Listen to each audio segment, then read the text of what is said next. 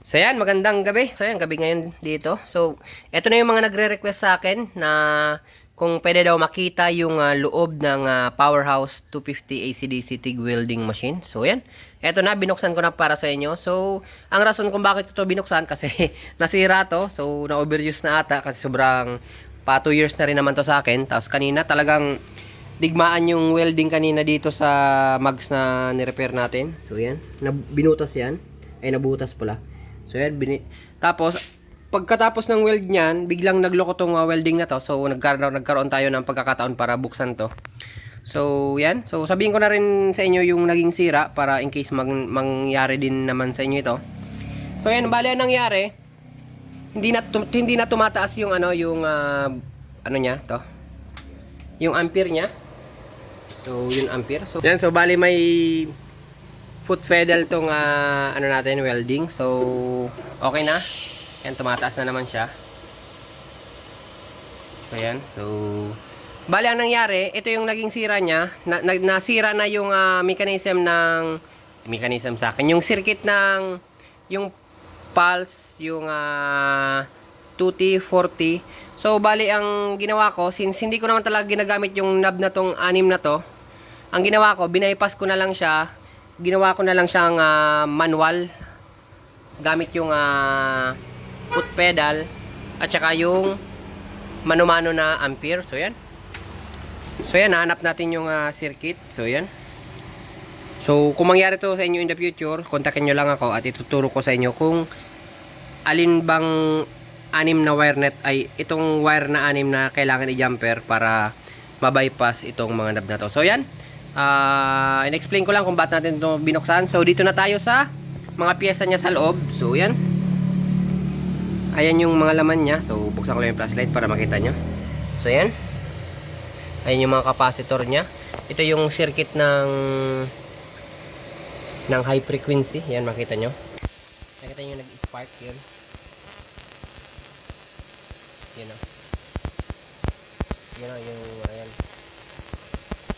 yung high frequency start yan. So ito yung main control board ng ng welding. Yan. So ito yung mga MOSFET, yung power MOSFET nya. Yan, marami yan. Meron doon, meron doon. At saka meron pa dito sa kabila. So ito pa, puno yan ng MOSFET. So hindi siya IGBT.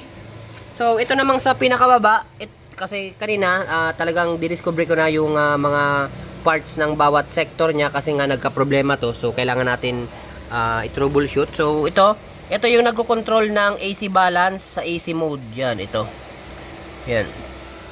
Tapos nakabisado ko na rin yung mga wire diyan. So hindi na ako nag-repair nung board para gumana pa rin yung itong 6 na knob na to. Kasi baka madamay pa yung mga dito kasi balay mo malasin tayo. So ang ginawa ko, binaypas na lang natin para mapagana siya in manual mode gamit yung foot pedal at saka yung manual ampere, hindi na siya gagana dito. So yan, basta importante maka-welding pa rin tayo ng aluminum. Pero kung akong tatanungin, kaya pa naman talaga siyang maayos. Kaso since pang aluminum lang naman tong ginagamit ko, pang aluminum lang naman tong welding na to na ginagamit ko. So hindi ko na siya binalik sa dati. Importante gumagana na siya ngayon. So yan, dalawang fan sa likod. Yan, makita nyo, isang bank to ng puro MOSFET. Meron pa doon sa kabila. Bali kabilaan yan. Yan. Yan. So yan, ito na yung tour. Ito-tour guide ko kayo sa mga parts nya.